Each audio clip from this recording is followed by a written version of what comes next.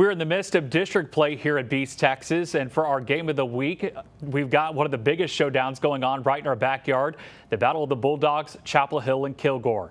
Joining us now from the site of tonight's action is our game of the week reporter, Damien Bartonek. Damien, Kilgore has won 5 straight games. They are feeling good. How are they able to stay locked in?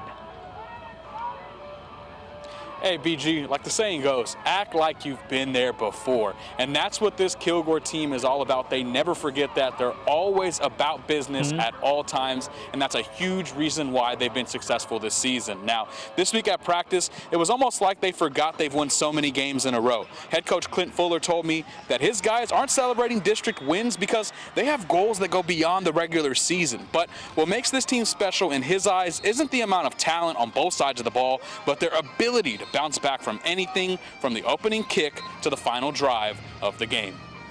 Well, they've proven that they're going to fight for 4 quarters, going back to even last year, but going back to this year with Carthage and all the way through the schedule. And the biggest thing is they're resilient.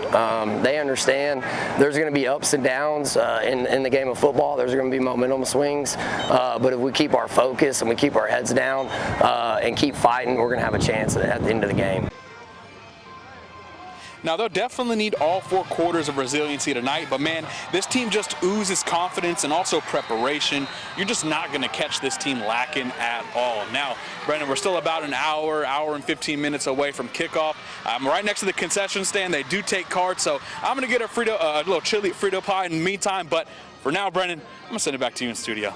Alrighty, Damien, thank you. We're not done yet. CBS 19 is also keeping an eye on another big matchup tonight for another week of Under the Lights. Our Robert Garza joins us now live from Longview as the Lobos look to take on the Forney Jackrabbits. Robert, what can we expect?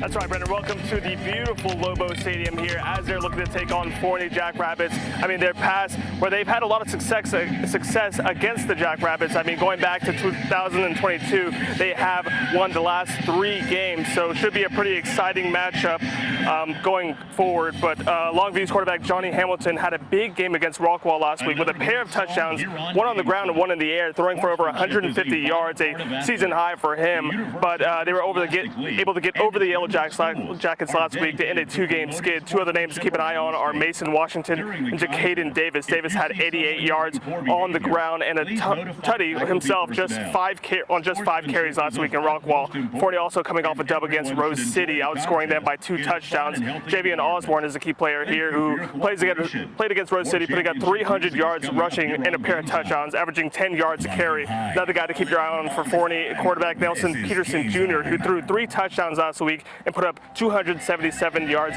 in the air. But this could be a game between 2 running games. I mean, but just 2 very dedicated running teams. And tonight as well, there is the second time that Coach King will be back to his head coaching duties, but in the booth.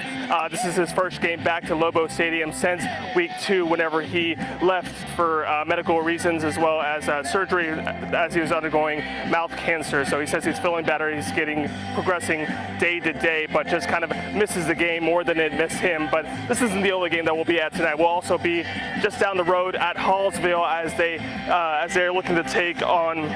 We're going to be at Bobcat Stadium as they're taking on. They're getting their first win. First win since Jacksonville, whenever we had them at our side game of the week last week. But for now, Brendan, we're going to have highlights later on in the show. But back to you, Brendan. All righty, Robert Garza, thank you.